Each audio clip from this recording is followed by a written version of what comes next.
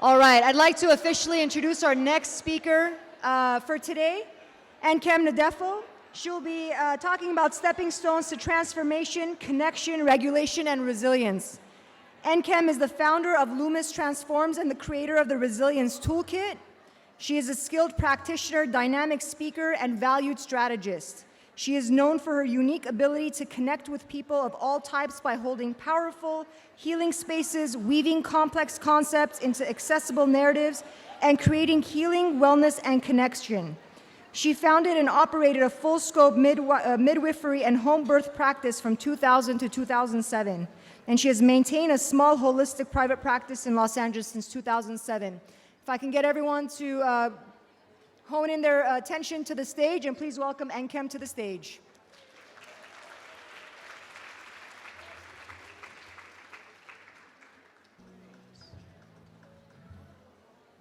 There.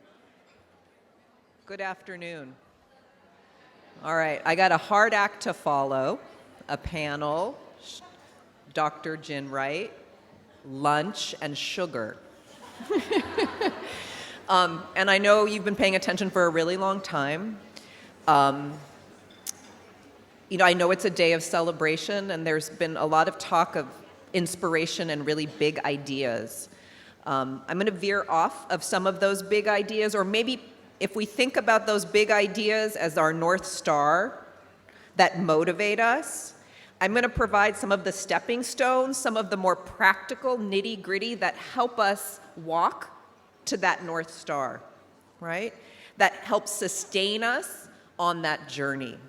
And those three are connection, regulation, and resilience.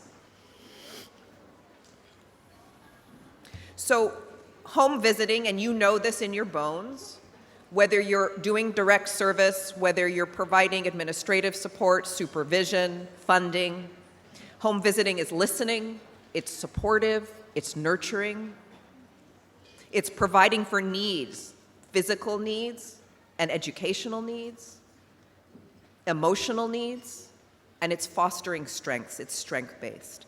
And if we look at all of those things are anchored in connection. Okay?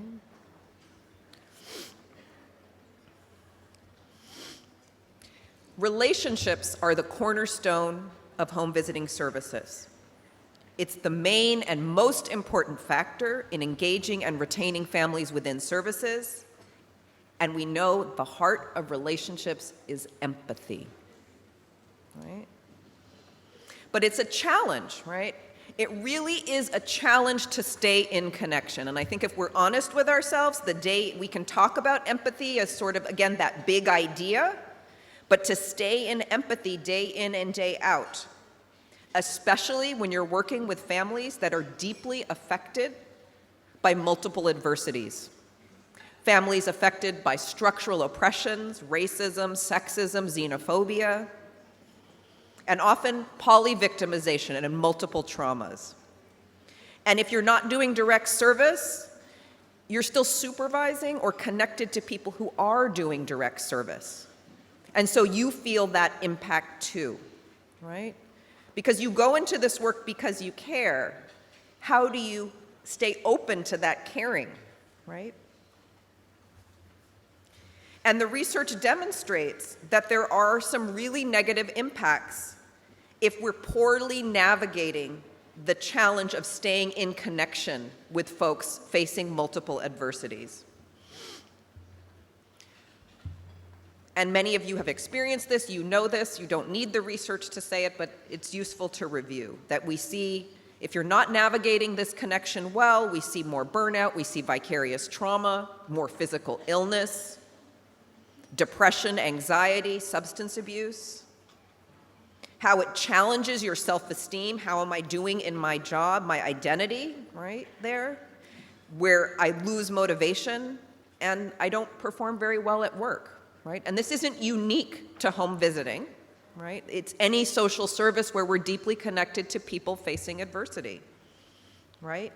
So it's hard to show up to work regularly. We may disengage or not be able to provide the quality of services that we want to provide.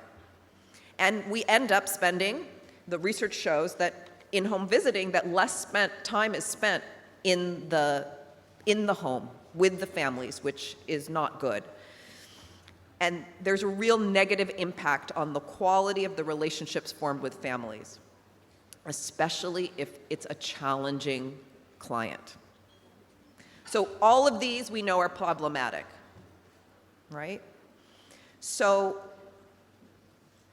what I want to talk about here is that while there are larger organizational and systems issues, which we've heard lots about, and I'll circle back to them towards the end, I want to refocus on this idea of connection and relationships, okay? I want to come back to that difficulty of being in an empathetic connection with families that are deeply impacted by multiple adversities. And I'm going to start with an exploration here of connection and empathy. So what I'd like to ask all of you to do, also the way I like to talk is a little bit more interactive, and you'll see that, and I think that's good for the afternoon, so you're not just listening, okay? So I'm going to ask you to do a little individual reflection, whether you're doing direct service or not, to think about a couple of questions for a few minutes. What does empathy mean to you? One. And two, how do you maintain empathy without being negatively affected? And I'm talking about staying in connection with families that are going through some stuff, some challenges. So thinking, how do you define empathy for yourself? And what do you do so that you're not negatively impacted when you're staying empathetic to clients in challenging situations? So just spend a couple of minutes and reflect on that for yourself.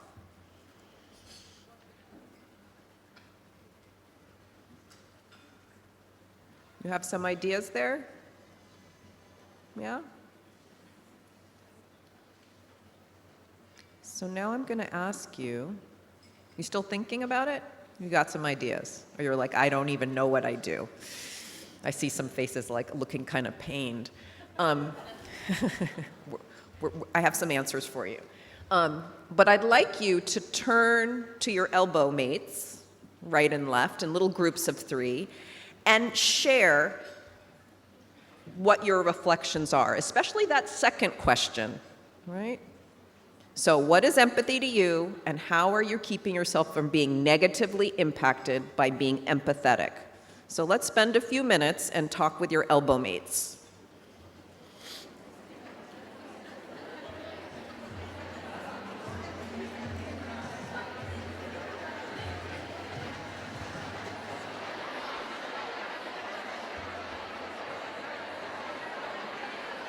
Okay, gently wrapping up those shares.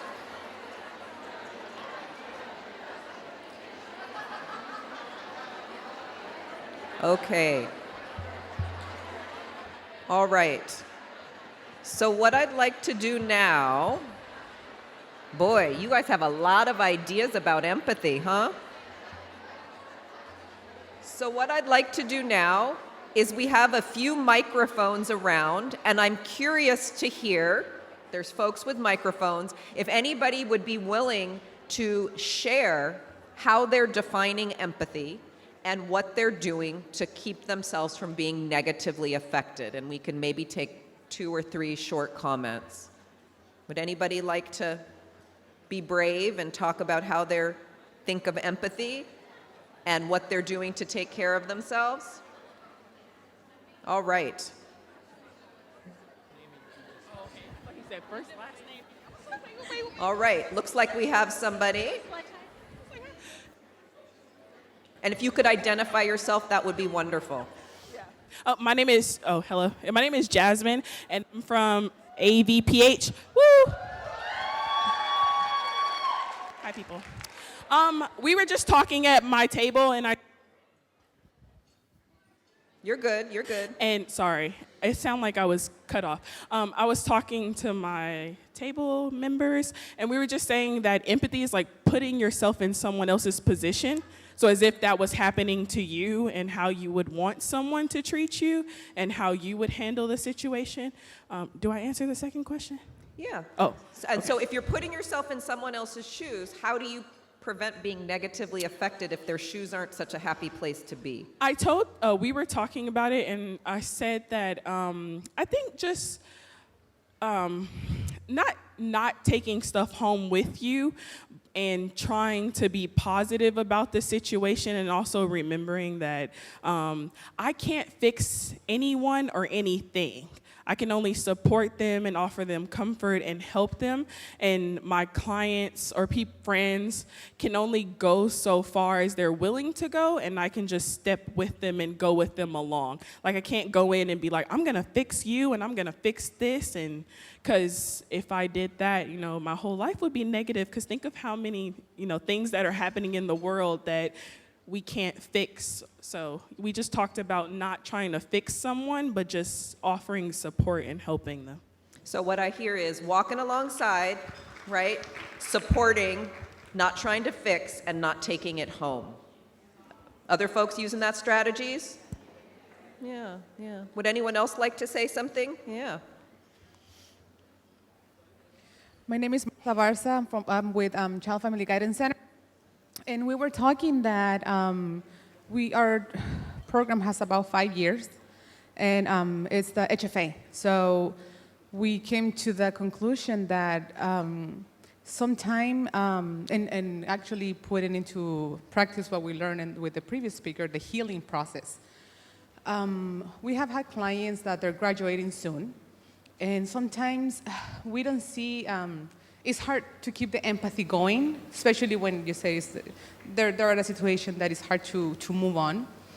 But we have seen that the healing process takes longer, and we have been able to see the change with the next baby that they have been in our program. So since we're strength-based, that helps a lot to keep the empathy going.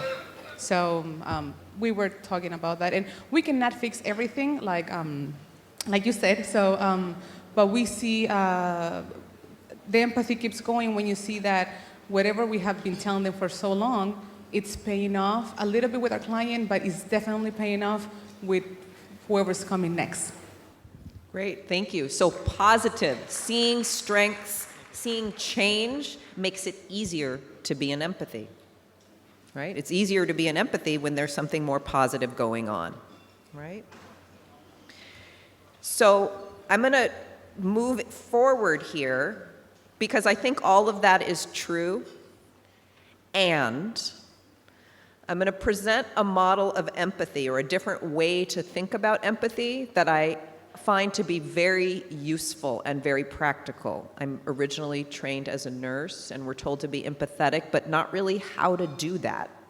And we're told not to take it home, but no one really says, well, how do you not take it home? How do I not wake up in the middle of the night and think about that person? Like, I don't know how to turn it off, right? So let's talk about something a little bit more practical. So there's this model of empathy, technically called the perception action model of empathy. You don't need to know its name, but if you're interested, there it is. And it talks about empathy in a very broad way that I find very useful. And it's 4 parts to this, right? One is perspective taking. That's the putting yourself in someone else's shoes. That's a thought exercise. That's a thought exercise. I'm walking in their shoes. The second is actually the behavior.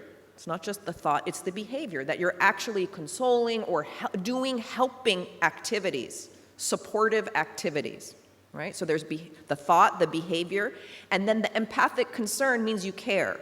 Because you could put yourself in someone else's shoes, you could do helping behavior, and you could be like a robot and not really care, right? The assumption here is that there's a feeling or an emotion behind it. And the last, and actually people don't have too many problems with those. Where they have the most problems is in the last, the 4th bullet. And this is actually in the biology, okay? This is in our biology. Motor mimicry and emotion transfer. And this is the part I want to talk about because I think this is where a lot of us get stuck. A lot of us get stuck here. So in talking about emotion transfer, you all learned about mirror neurons. You make a little face at a baby, and then what do? They stick out their tongue, you open the mouth, you want a better latch, they latch better when you open the mouth.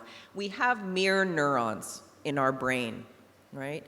That when we see somebody else doing something, an activity, motor, or feeling something, we have a representation in ourselves as if we were doing it.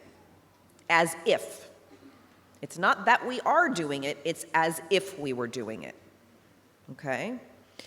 And so, if, for example, I saw somebody being angry, but I had never ever felt anger, didn't even know what it was, I wouldn't be able to recognize it, correct? There's no as if. But if I know what anger feels like and I see someone being angry, I can say, oh, I know what that feels like. That's my as if. So the more I'm connected to myself, the more I'm aware of my own feelings, right? The more I can see in others, the more empathy I have. The more disconnected I am from myself, the less empathy I have. And we say that, right? Someone's cold as a fish, right? There's language around that, okay? But there's something else that happens with less self-awareness that is pretty interesting, and it's called a gating mechanism. So this gets a little neuroscience-y, so you're going to take a little nerdy detour with me, but not for no reason, because I'm super practical. This nerdy detour will help you understand how this works, and I usually see a lot of ahas when I present it. So there's this very interesting gating mechanism. So if everybody could take their hand and just kind of move it around, right? And barring that you don't have any disability in that hand, you can feel the hand. And your hands, right? You can feel your hand, correct? Right?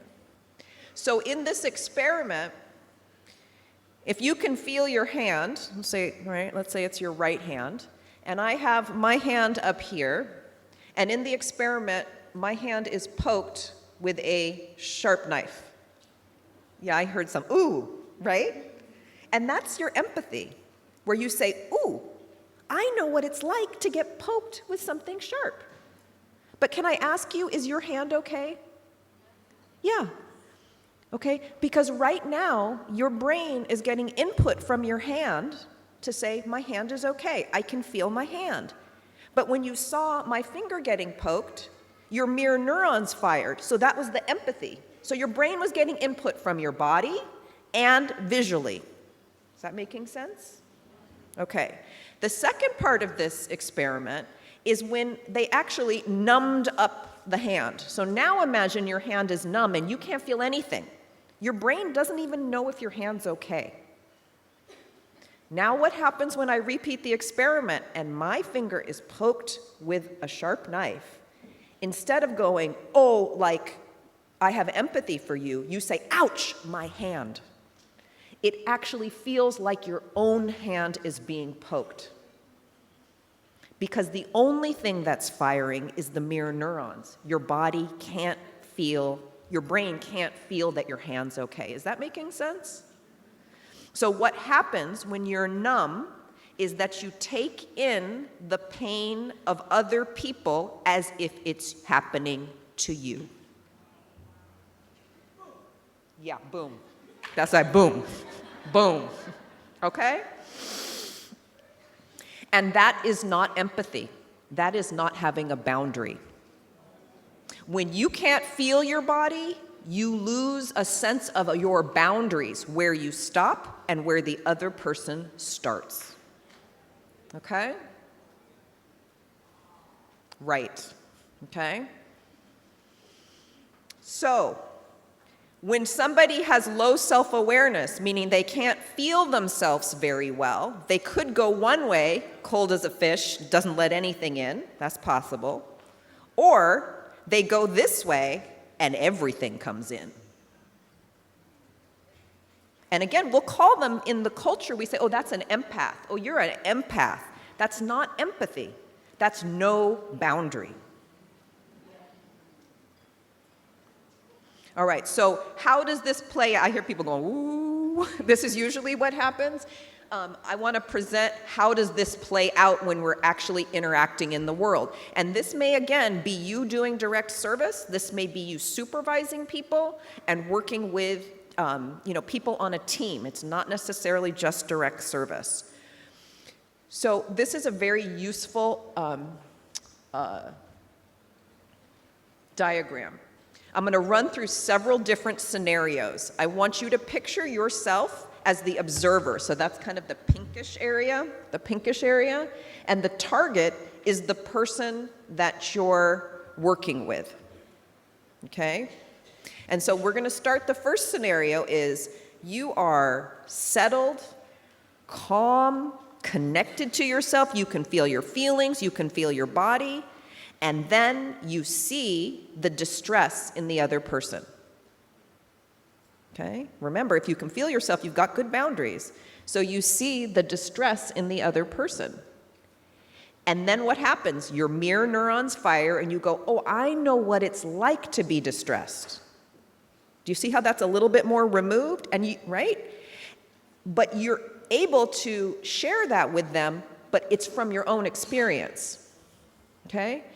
And if you can keep that within bounds, it doesn't get too strong, you provide that empathic care, that consolation, that targeted helping and support to that person. Okay? And you're able to do it in usually that coming alongside way. And the person often you're able to validate them. There's an unhurried sense about the way you're working with them, very present. And they often will have reduced distress because you validated them and you provided that kind of non-judgmental support. They feel better, and then that transfers to you. Okay, that's perfect scenario. So then let's run through some not so perfect scenarios that may be common. I mean, any of us who've done direct service, we've experienced all of these. And if you haven't, you just haven't done it long enough. Second scenario, you are perfectly calm, regulated, present, connected, very similar to the first scenario. And this time you see the other person in distress. And you have the mirror neurons fire and you have empathy. I know what that feels like. But let's say the thing that they're going through and that feeling is a little too close to home. Let's say that's related to some kind of trauma in you that's maybe not so healed. Maybe it's a grief, maybe it's a fear, maybe it's a sense of powerlessness or helplessness. Whatever it is, your feelings get big. They're not coming from the other person, they're coming from your own history. And they get so big that you're struggling with them. When you go to provide help and support to the other person, there's going to be a sense of urgency and desperation because you're struggling with your own stuff. So there's going to be more, you should. You're going to see the anti-motivational interviewing. Motivational interviewing will the writing reflex will come in big time here. Right? You're all MI trained? Right? So the writing reflex will come in big time because there's a sense of this is really uncomfortable and I need to get out of it. And generally we stop validating as much. The person doesn't feel heard. They feel kind of forced. They don't feel so good that we're working with, and they don't get that reduced distress. Not such effective care. Right? And we basically lose that MI spirit. We lose the empathy. Okay? All right. Third scenario, I show up to work, and from whatever's going on for me, I'm pretty disconnected. I'm pretty disengaged. I'm not really feeling my feelings. I'm a little robotic, right? And that can be from all number of reasons. There's no judgment. Life happens, and we go through things. So this happens when I see that person in distress. I can go one of two ways. I can be cold fish, I don't care, real burned out and disengaged. Or my mirror neurons can fire, and suddenly their pain comes into me, and I get very distressed. And the same thing, because I'm distressed and I'm not regulated, I'm going to come into that anti-MI, pushy kind of trying to tell people what to do. The judgment comes up, just not a good listener, those kinds of things happen. All right, is this making sense? Does this ring a bell? Yeah. And part of doing our work as service providers is being effective. We want to feel effective, that we're able to truly help people. And so in those last two scenarios, not only do we not feel good because we've got a lot of emotions going on that are big, but the work isn't that effective. So we then feel kind of helpless that we're not doing enough, which is a compounding effect. So we fall out of empathy and we're less effective, which makes us feel not so good. Okay.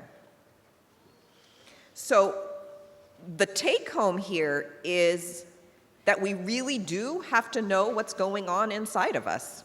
It's not a luxury, right? It's actually prevention. So we want to know how, people say, how do you prevent vicarious trauma? We know some things, not having crazy caseloads, having breaks. We know the research shows us that. But this also shows us that being able to feel ourselves is vicarious trauma prevention because it helps us set up healthy boundaries. Okay? And that being in that empathy is the foundation for effective work, which is what we want to do, right? We want to be effective, right? To be able to have that connection that's the foundation for home visiting and lots of direct service. So I think one of the reasons I really like to share this is we aren't really given good maps for empathy. We're told we're supposed to be empathetic, but don't be too empathetic, right? And so we kind of like go back and forth between caring, cutting it off, backing off, like we're trying all different things, right? And when people are doing well, it's easier to be empathetic. And we say, okay, I'm not going to take it home, but we do. And this gives us a very clear roadmap of how to actually stay in connection. So we know empathy is our North Star. How do we actually do it? But just because we have the roadmap, you still need another stone here. You need another stepping stone. Well, so then how do I stay regulated? How do I stay in connection with myself? What can I actually do that helps me do that? So that's what we're going to cover next. That's why it's the next stepping stone. About how to maintain a model of I'm going to present a model of self-awareness and self-regulation that I find is very practical and provides real-time tools. Okay? And the self-awareness goes hand in hand with the self-regulation. If you can't feel, the knowledge precedes action. You have to realize that you're starting to disconnect from yourself in order to realize, oh, I need to reconnect, or I'm starting to get stressed out, and I need to settle myself so I can stay in empathy. So you've got to pay attention, right? And that gives you the power to do something. You don't have to, but it gives you the power to do something if you want. So I'd like to present, this is a model I developed called the Resilience Toolkit. And this model has a few goals. One is to help folks develop an embodied sense, right? So in your body, in your being, of your own stress and relaxation cycles. So it's not just when you get stressed, it's also when you settle. Most people are pretty aware of when they get stressed, as I find I teach this more or less so. People are not that aware of when they start to relax and what that feels like.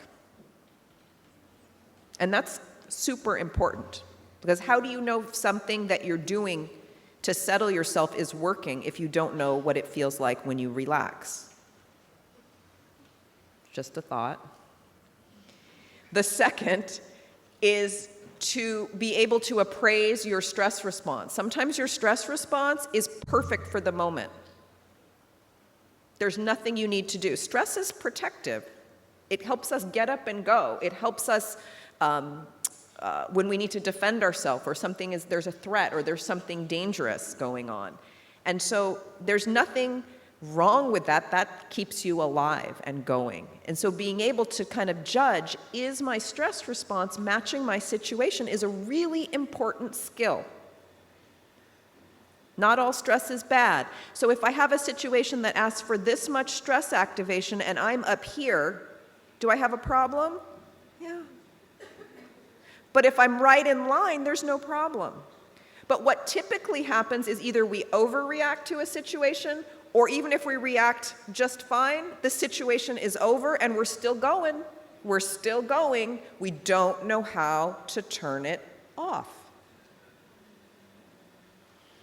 Okay?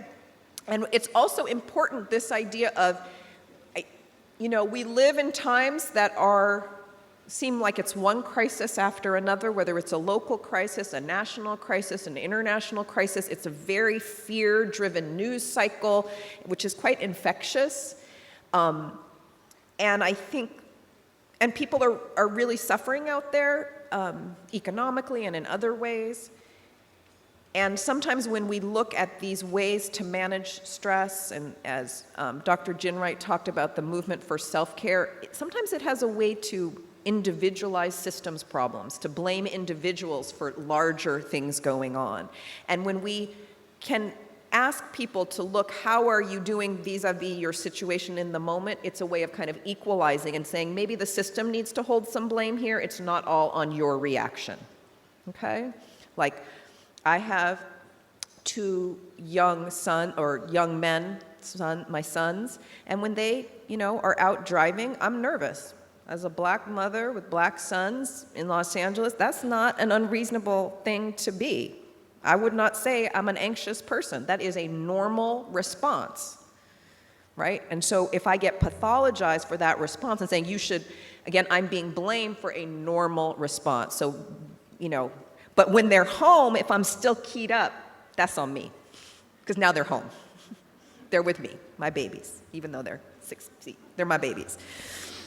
And so even if things are really stressful, even for your families that have multiple adversities, even if you have that very heavy caseload, it's really incumbent upon us to spot those moments of respite, those moments, even if you can snatch 1 minute of safety, relative safety, can I use that to settle?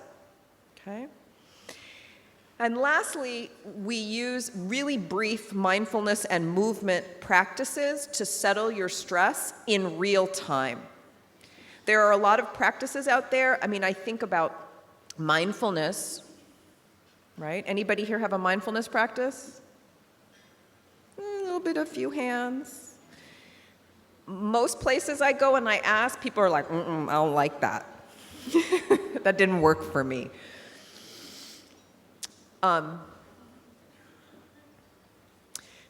Mindfulness in this country comes from Buddhism. Buddhism is a religion. I can't think of any religion on this planet whose goal is stress reduction. The goal of religion is not stress reduction. Spiritual liberation, service, community, knowledge, connection to the divine. There are many, many other goals, but stress reduction isn't one. And in fact, within Buddhism, the idea of mindfulness is you actually start to connect to yourself, everything in yourself, which means it's a very bumpy path. In fact, they know you may get more disturbed as stuff and your history and your traumas arise. And that's why, as a religion, you are not just doing it on an app. You have a circle of community. You have teachings that you're reading. You have lamas, or you have somebody that you go to for spiritual guidance. But when we secularize mindfulness in this culture, we took away all of those things, and we asked people to just sit with themselves and say, that's going to be stress reduction for you. And for a lot of people, it isn't. It actually makes them worse. So a lot of this sort of trauma-sensitive mindfulness, just saying, we're going to plop you into your body real quick, And people decompensate because there's a lot of trauma that's unprocessed there. So we are very careful with the Resilience Toolkit that we offer a menu of different tools. They're very short. We're not sending you for a retreat. This is not a retreat. Who can take a retreat in the middle of their day? You're going to go on a 7-day retreat, just sneak out? Who's going to do your caseload? It's something that you can use immediately. And recognize that different things work for different folks. There's different types of mindfulness. Okay? What can be used real time? And it needs to work immediately. If you're feeling stress is big and you're disconnecting from a client, you don't need relief in 2 months. You need relief now. So they need to be things that are practical and work immediately. All right? So hopefully that sounds interesting and useful as a path to maintain connection and empathy. And we're going to actually do a little practice now. I told you I'd try to keep it interactive. Okay? And so we teach this in all different kinds of ways to all different kinds of audiences and different lengths. This is just a really quick little piece of it. And we're going to use a 3-tier stress and relaxation cycle, and I'm sure you got this from your trauma-informed training about this sort of idea of fight, flight, freeze, right? Everybody knows fight, flight, freeze. Generally, we know that about other people, not so much about ourselves, so we're going to turn that a little bit inwards. I want to, before we start, is for you just to super quick notice what your own stress level is right now at this moment. It might be kind of sleepy, so maybe you're quite relaxed. But just notice, and maybe you want to, in your mind, say mild, moderate, severe. Maybe you want to give a number, 0 to 10, with 10 being the most. And when you have that, I'm going to ask you a question for you to reflect on yourself. How do you know your stress is at that level? What in your body, what in your emotions, and what in your mind tells you that your stress is this high or this high or this high? It's not a question we get asked very often. Okay? You got that? Okay, so let's play. We're going to start here with the social nervous system. The social nervous system is what we call the calm, relaxed state. The calm, relaxed state. Okay? So what I want to say about this is the calm, relaxed state is when there's no threat and no demands. This is when you're actually, again, and people can have a hard time identifying that. So just thinking for yourself, how do you know when you're relaxed? Just think about that for yourself. How do you know when you're relaxed? Not what you're doing, like sleeping or on the couch, but what in your body, what in your mind, what in your feelings tells you that you're actually relaxed. And just think about that for a sec.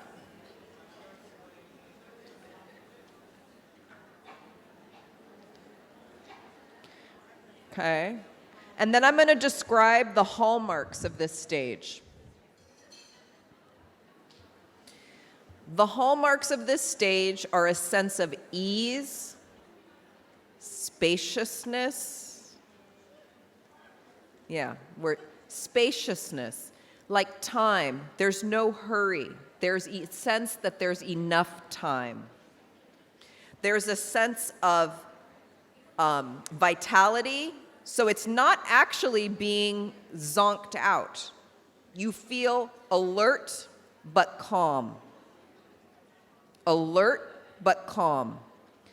Connected to yourself and connected to others. Okay? On a very basic biological level, this is where your body heals and restores. This is where you fall asleep easily at night, you stay asleep all night, and you wake up refreshed. You remember that? Ha ha, ha ha, ha ha. That's what sleep's supposed to do, folks. Okay? This is where your digestion works, your blood sugar is even, your blood pressure is good, hormones working, your immune system works. This is such a biological state, and this one I think you'd like. Literally, the nerves that control your hearing tune themselves to hear better the range of the human voice. In this state, we literally hear each other better, biologically. Hear each other better. And we have the patience to do so. We're creative and flexible problem solvers. There's the spaciousness and the ease. Does this sound like a nice place? Yeah, right? Right? And it's really important that you begin to understand what this feels like for you, because even if we're talking about the mythical self-care, right? How do we know what effective self-care is? Self-care should return you to this place, not check you out like scrolling on Instagram, right? It really returns you to this place of connection and restoration, right? Sometimes I like to say most of our self-care is like a pause button. So if you're watching like a really scary movie and you don't like scary movies like me, you're like, and so you press the pause button, you're at home, you press the pause button and it goes blank. Let's say it goes blank. But if I press it again, it restarts just where I left off. So most of our self-care just gives us a pause or a break, and there's nothing wrong with that, but we need to be very clear that it is not restoring us and helping us recover into that place of the social nervous system. Okay? But we're not supposed to be in the social nervous system all the time. Life happens. We need to have some adrenaline pump, and we go into fight flight. And most of us know when we're starting to get this. Usually people don't have problems describing, right? This is where you feel hurried, pressured, you feel you don't have enough time, your muscles get tight. Like who's the jaw tight people, the headache people, the neck people, the back people, the belly, the lower back, right? Like what gets tight? Our blood pressure goes up, our blood sugar goes up. Biologically, remember I talked about the hearing? When the adrenaline starts to rise, your hearing tunes away from the human voice and towards low danger sounds in the environment. We literally don't hear each other well as the adrenaline starts to rise. So you know when you get in an argument with somebody and they're like, "You're not listening. You can't hear me." Guess what? They can't. And you can't hear them either. And so that's the two of you going back and forth, and maybe somebody wins, but you win because somebody submitted. You didn't actually get to an agreement. And the same thing if you're working with a client and the client is in high adrenaline, they can't hear you. You wonder why you're repeating yourself. You can say it louder and louder. It's actually when you de-escalate yourself, you open up space for them to join you. So these things are not just thought states, they're not just emotional states, they're biological states. Nothing wrong with it if it matches your situation, but most of us spend a lot of time in here. I say our culture is a fight-flight culture, okay? So that sense of activation, mobilization, pressure, constriction, and heat, okay? So let's do a couple of practices to see if we can click that down a notch, okay? So these are real-time practices. I'm going to invite you into them. They're very short. The one deal I want to make with all of you is that we're doing this for stress reduction. So if we start to do it and you start to feel more stressed, will you stop? Okay? Don't think, "Oh, let me keep trying and see if it gets better." The whole point is if it doesn't work for you, just stop, distract yourself, and then wait for the next one and try the next one. All right? That's a very different way.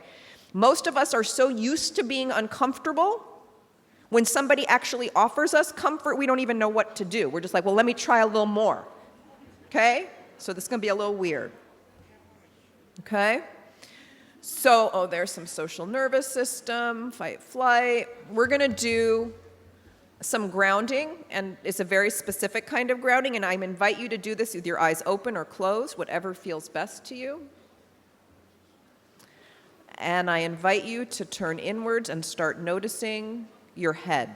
Not so much the content of your thoughts, but notice, is it busy? Is it still? Cloudy or clear? No judgment, just noticing.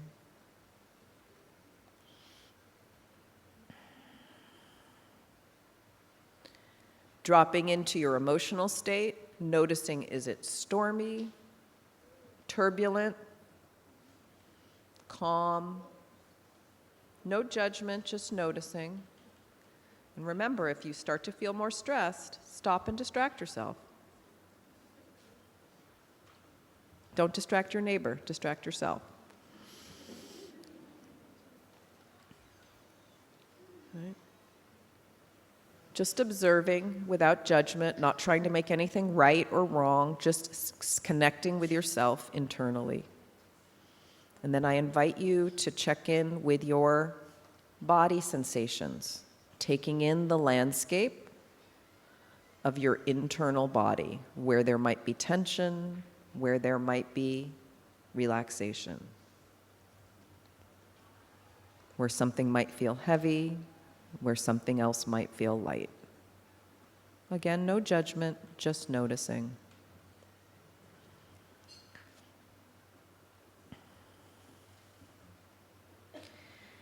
And as you're doing this, notice also, how is it affecting you? Is your stress level rising? Then stop. But if it's settling, how do you know your stress level is settling? What's telling you that you're starting to relax?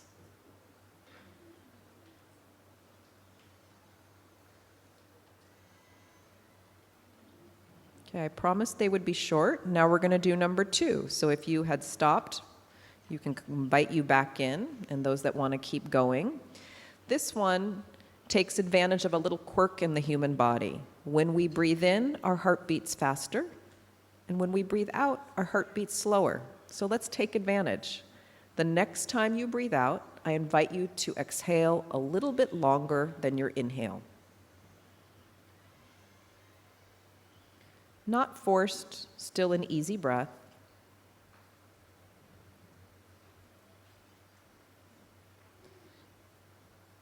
Each time you breathe in, the exhale is just a little bit longer than the inhale.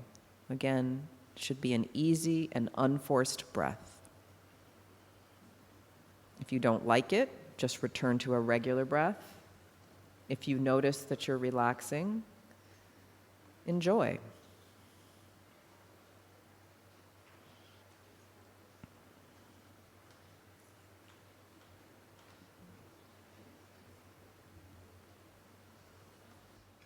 Okay. So, I'm going to invite your attention back into the space. So those were 2 short practices, grounding and settling breath. You may have liked one, you may have liked both, you may have hated both. I personally hate settling breath. I have asthma and it makes me feel like I'm going to start coughing. You know? We don't expect that everyone will like everything. That's why there should be choice. It's not a one-size-fits-all. So let's talk a little bit about freeze. I think there's a lot of misunderstanding about freeze because freeze, there's actually multiple different kinds of freeze. And I'm going to lump them together in consideration of the time that we have together. We could spend hours talking about the different varieties of freeze. There's everything from the traditional deer in a headlight, literally I can't move, and I collapse on the ground and go into shock, to there's the numb, disconnected, overwhelmed, I don't care about anything kind of burnout. That's another form of freeze. Okay? There's the I want to say something and I'm actually upset, but it's not safe to say anything, so I squelch it down. It's called appeasement. That's another form of freeze. It's very common. It's probably one of the most common forms of freeze. Right? Whenever there's social hierarchy and it's not safe to express, fight, or it's not safe to express and flee the situation.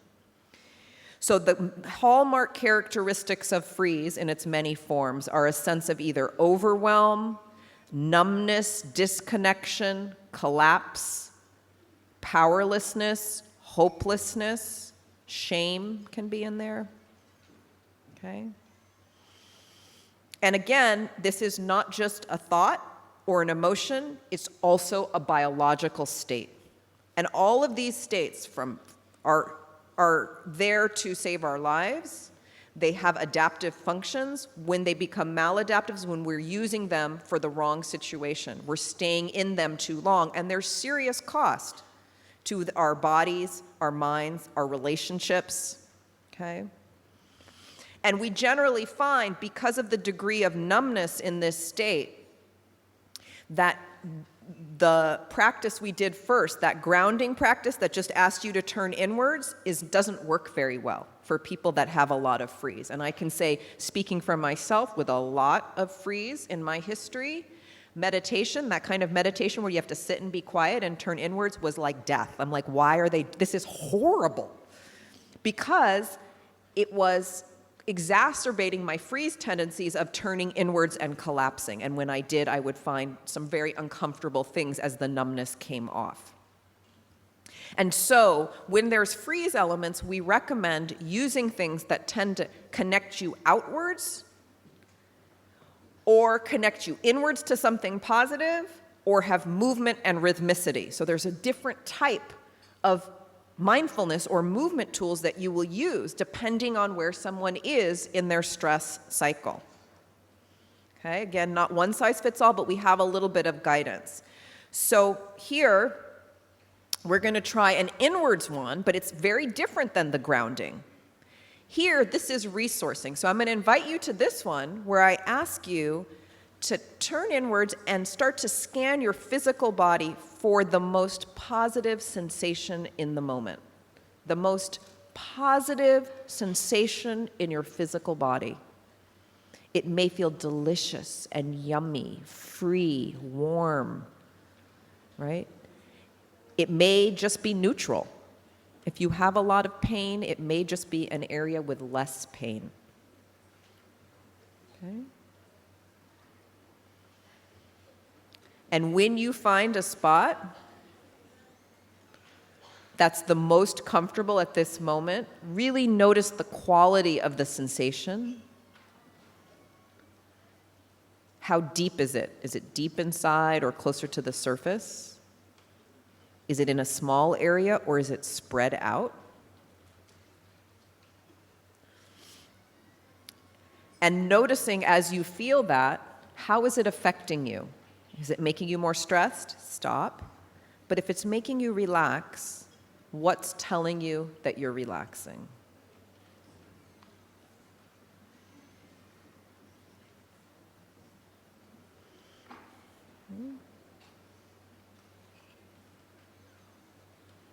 Okay. So that's resourcing, again, very short.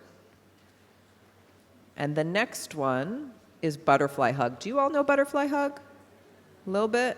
I see some people moving. So this is it was a technique developed for children in Mexico after a hurricane, and it is used in EMDR, eye movement desensitization and reprocessing, which is a trauma therapy, but it can be self-applied, and that's why we use it.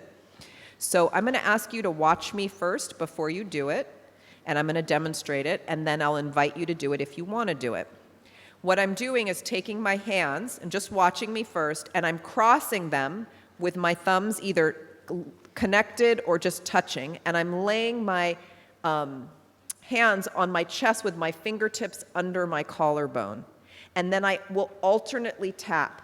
I can vary the speed with which I do it or the pressure, right?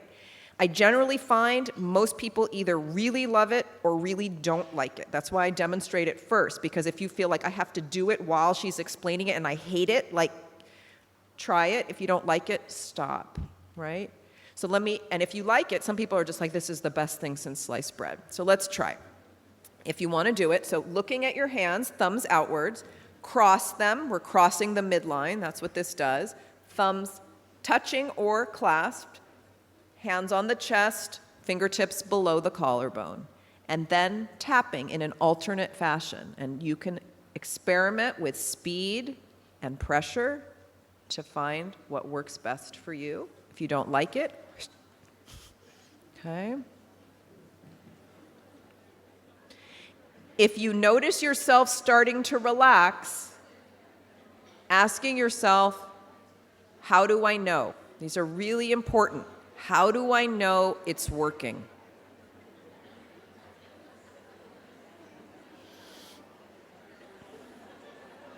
Well, people got chatty. Maybe that's how I know. Okay. So I feel that folks, I know we're running a little bit late, so I'm going to compress some of the interactivity here and get you to the finish line. All right? I want to talk about, we used 4 different practices, right?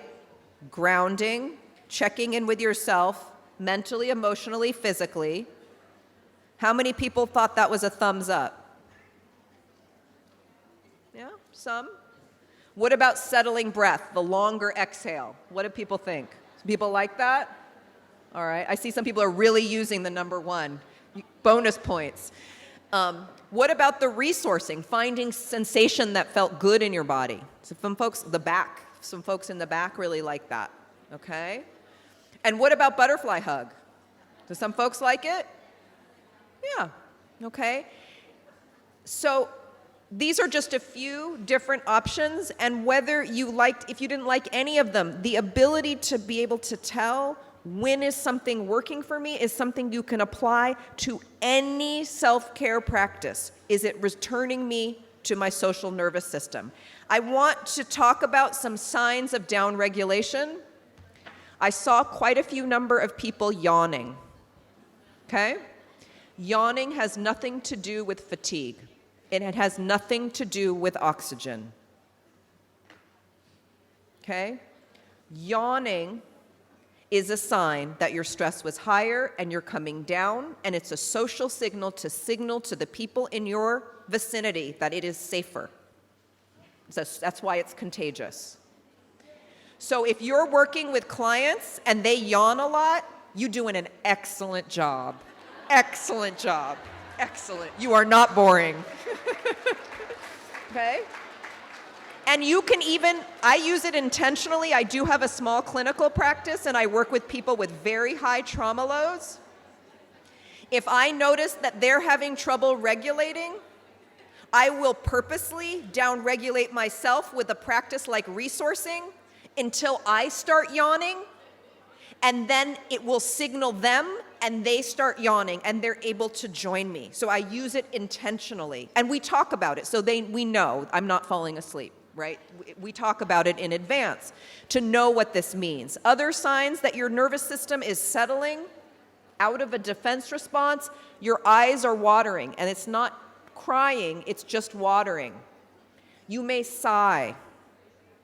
You feel your muscles relax, right? Your belly might gurgle because your digestion literally turns on as you start to enter into the social nervous system. So again, it's a biological state. So being astute for yourself, when am I doing this? This is what's going to allow me to stay in connection. This is what's going to allow me to stay in the empathy and prevent vicarious trauma. Okay? All right?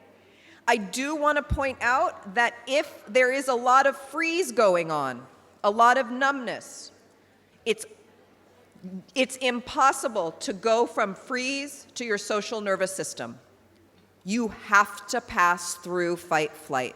I'm going to repeat that. It's a very important piece. You cannot go from one of the freeze states into the social nervous system without passing through fight-flight, which means you go from numbness into feeling into settling. So if we're talking about yourself with a high primary trauma load or your clients with a high trauma load, that it can be a little precarious to navigate as you start to feel, and it needs to be done very slowly. This is why just dropping people into insight meditation can do more harm than good.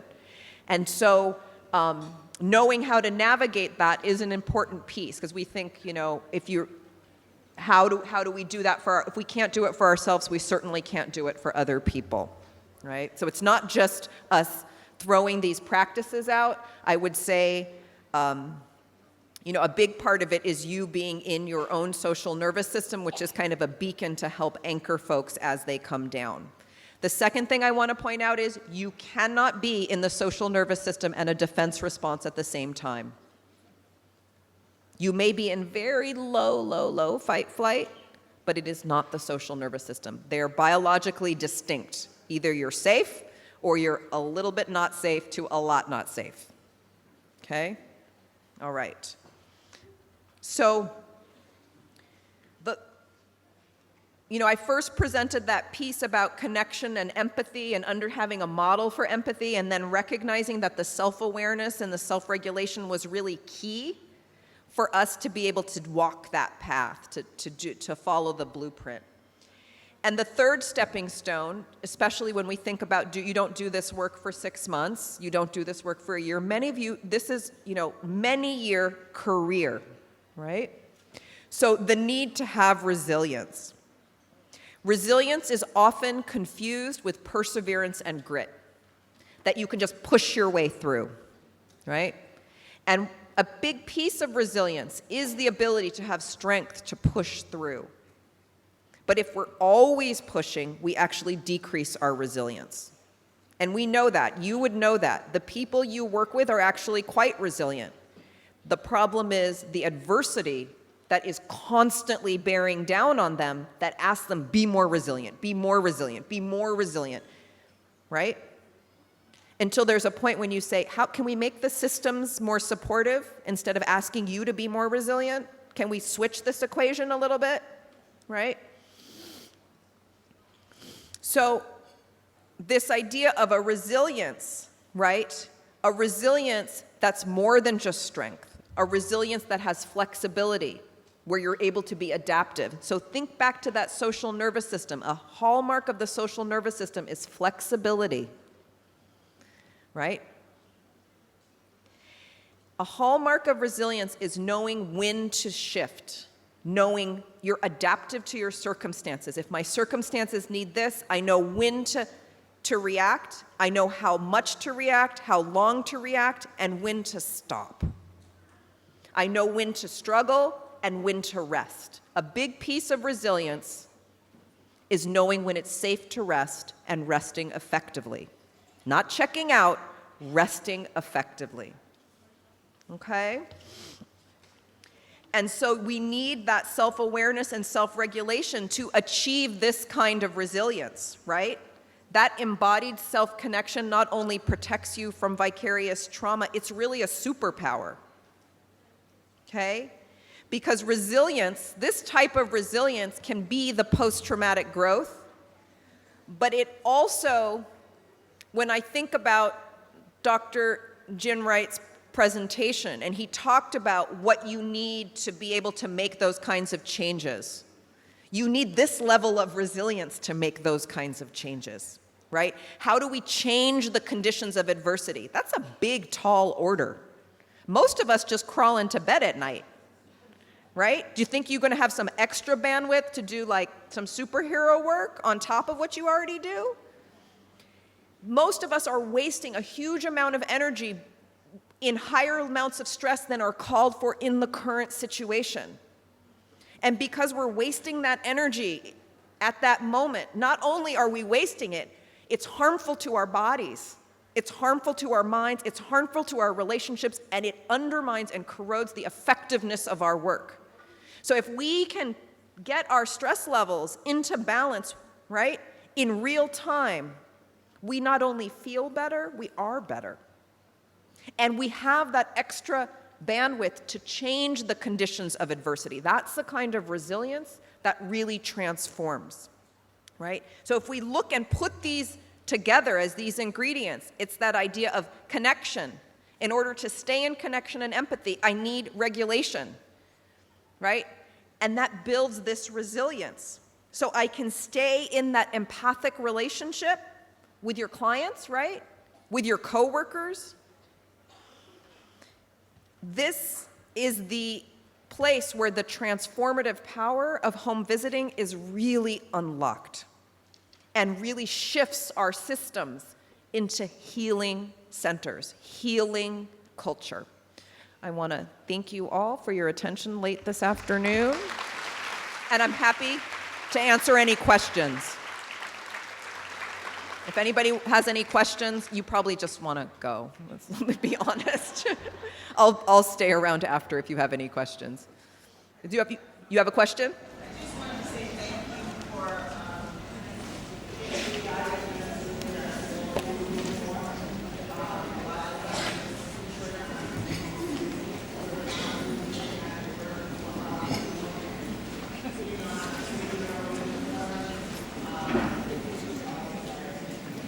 and how we try to rise above, and sometimes we just need to really look at ourselves and take care of ourselves and know that when we take care of ourselves, honestly, we're more effective in helping others. You made a statement that I can't even quote you the right way, but it was basically, if we are numb,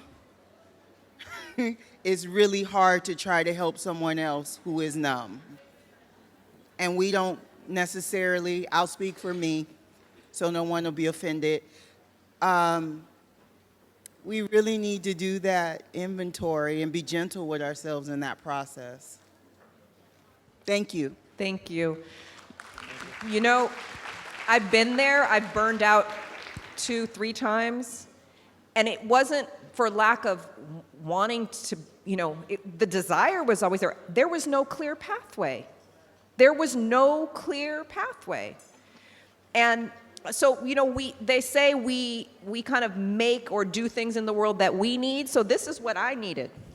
This is what I needed so I could be effective in doing direct service, right? And I found now that I can work with people that are, in my private practice, people who are torture survivors, real severe trauma, and I'm actually okay, and I don't bring it home. And I can stay in effectiveness. And I test it out over and over again. So I know this isn't an easy ask. This is not an easy ask at all. But I think if we ask ourselves truly, and this is not between you and your supervisor or you and anyone else, this is just between you and you know when it's not working. And you know when it's not sustainable. And you know when it's starting to leak into other things. And you're turning into not the person you want to be with your family, not the person you want to be at work. And that's not why you started this whole thing. And it's good to know that there's a way to come back to yourself, even if it is hard work, because I don't think anybody in this room is afraid of hard work. Thank you. Okay, one more question. Yeah, I just want to thank you. This translated for me what all of this stuff, the steps, it just made so much sense. How do you get all this additional information so we can include the resiliency toolkit in our everyday work? That would be very helpful. Thank you so much. So there's my contact information, I think, and you have actually in your bags, you have some of the basics about the practices that we did here and a description of the stages of this particular model of the stress relaxation cycle. Generally, those of us who are, caregivers for others, we're so ready to say, okay, I want to use this with other folks, right? And it doesn't actually work that well if we aren't settled ourselves. And so our organization, we offer regular online classes, in-person classes in the LA area to learn how to do this for yourself. And truthfully, your best tool is your own regulated nervous system. It literally is a beacon home. You know when you're with certain people and you just, right? That's contagious. So doing the work for yourself really does make everything else more effective. So you can find us at Lumos Transforms. All right. Thank you.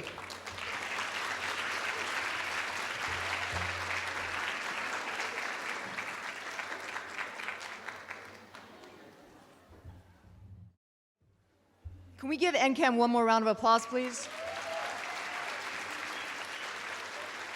It's also time to take out your phone for another Mentimeter question.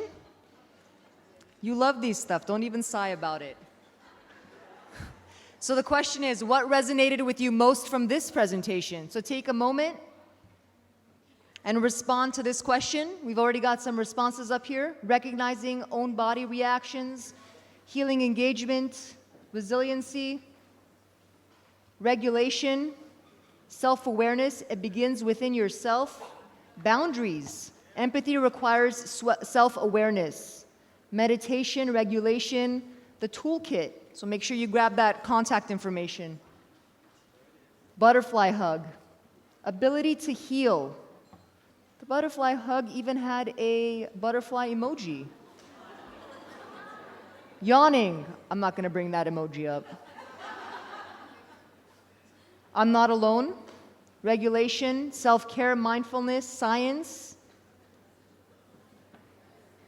Perfect. While those are going, I'm going to introduce our next speaker, Dr. Deborah Allen. She is the Deputy Director of the Health Department for Health Promotion, including the Maternal, Child, and Adolescent Health Department. Dr. Allen?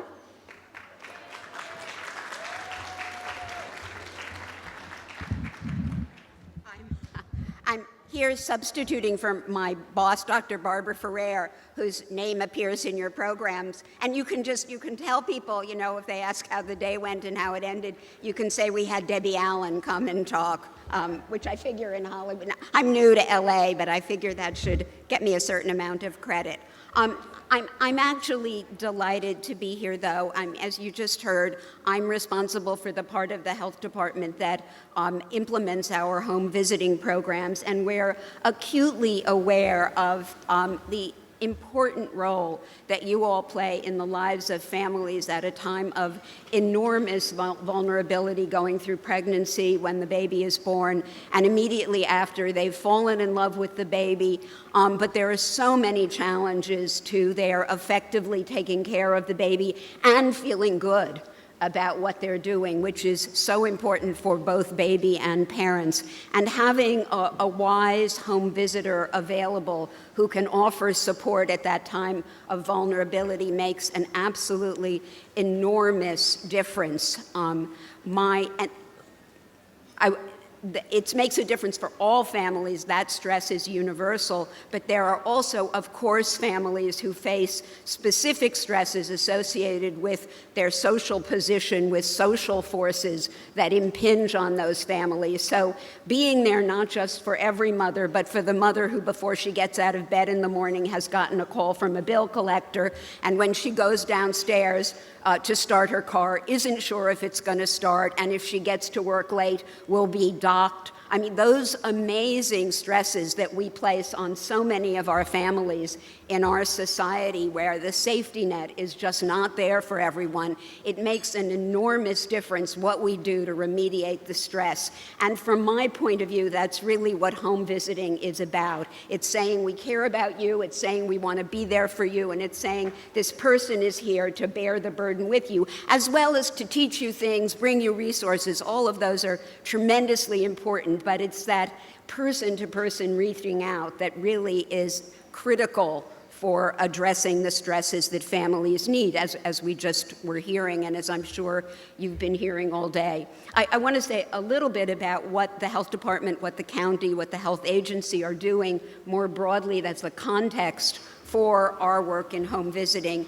Key to our approach to looking at vulnerable families is the Center for Health Equity that was established in 2017, has a 5-year action plan, and one of the key elements in that action plan, one of our 5 overarching goals, is to reduce inequality and infant mortality.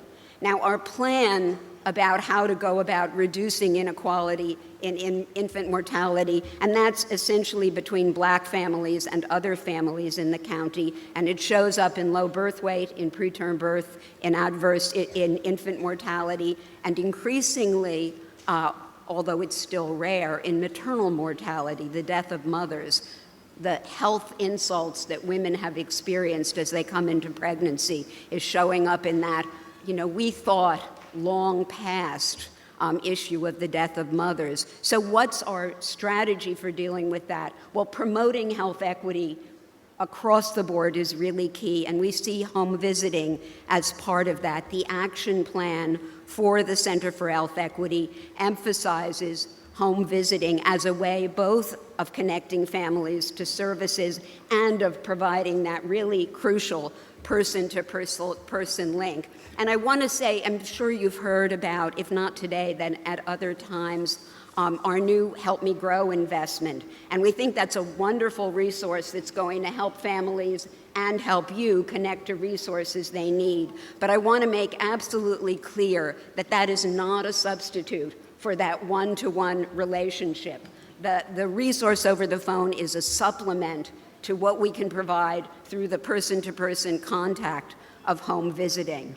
I also want to say that while we're very excited about the investment in existing models of home visiting, because there are women with unique risks in our community, we're also thinking about, and we would love to hear from you about ways to implement this, about innovative models of home visiting that may be appropriate for women who are in the substance abuse system, models that may have the kind of intensity and specificity we need for women with mental health problems. And I think critically, we have to think about what does home visiting mean for women who are homeless, and how do we make sure we have strategies that will reach those women. That's all part of what happens at the intersection between an equity approach and support for the home visiting model.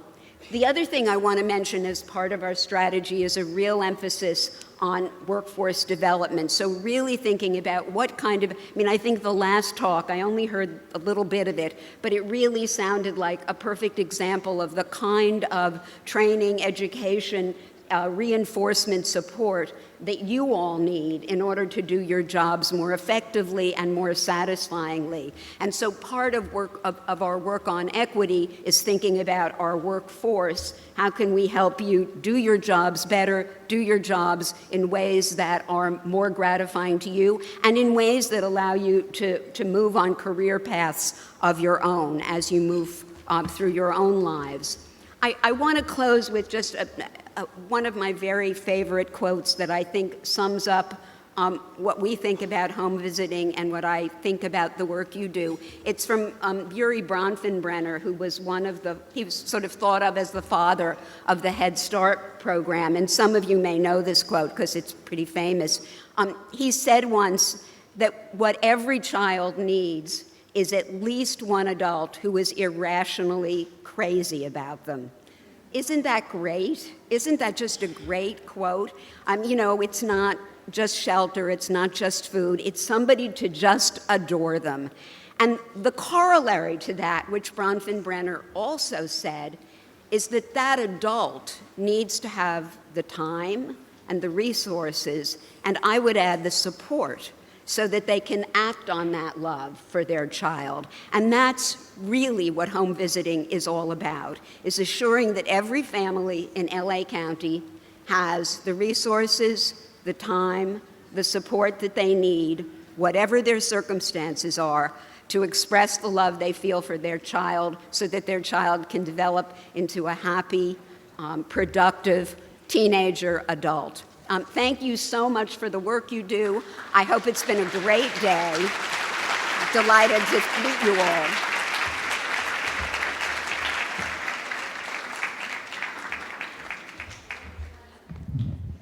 And our next speaker, I'm kidding, it's just me. All right, I have 3 minutes to do this. Work with me, okay? All right, I have a couple of announcements. Number one is take out your phones. Mentimeter again. Come on, I got 2 more of these. I am grateful for. It's a good question, right? We've heard a lot today. What are you grateful for?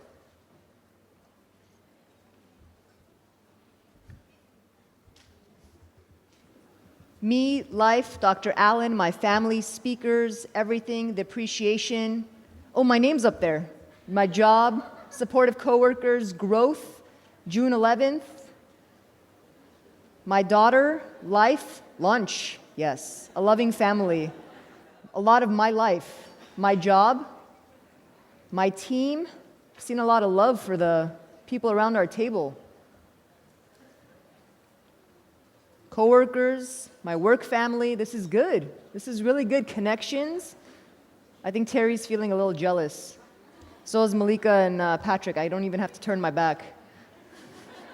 So is the data team. Me, you, life. Bad Bunny. Who's got the story? What is the story? Faith. The opportunity to learn in events like these, babies. So you can see a lot of, oxygen, I like that. All right, you can see a lot of similarities across the responses that we're getting. But it sounds like we're grateful for a lot of the most similar things. Changing lives, team, job, work, family, 4 o'clock. I still have at least 60 seconds. Don't even trip. All right, next question on the Mentimeter. First 5 LA, I like that one. What was the best part of this day?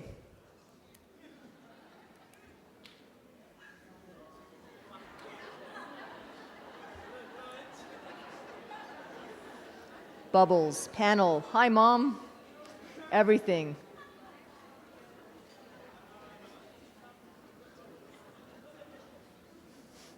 We love food, don't we?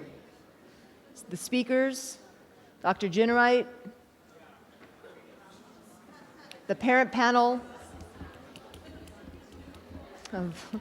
Vámonos, let's go. The bubbles.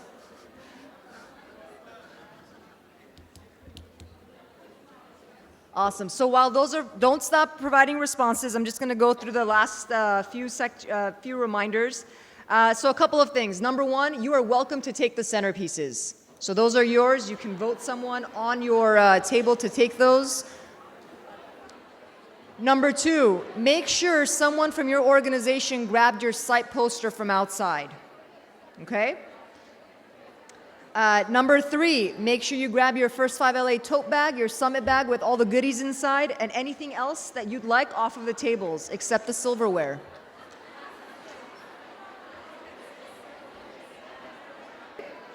And lastly, I just want to take a moment again to thank all the our funders, I should say, DPH, DMH, and First 5 for allowing us to get together. Thank you so much, everyone. Safe travels home. Stay safe. Thank you very much.